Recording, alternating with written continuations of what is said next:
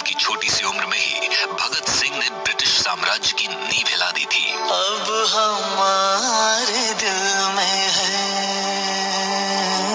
लाहौर में British officer JP Sanders देखना है जोर कितना, और दिल्ली की सेंट्रल असेंबली में बॉम्ब ब्लास्ट करके ब्रिटिश साम्राज्य के विरुद्ध खुला विरोध किया। भगत सिंह ने असेंबली में बॉम्ब फेंकने के बाद भागने से मना कर दिया, जिस वजह से उन्हें 23 मार्च 1931 को उनके दो साथियों राजगुरु और सुखदेव के साथ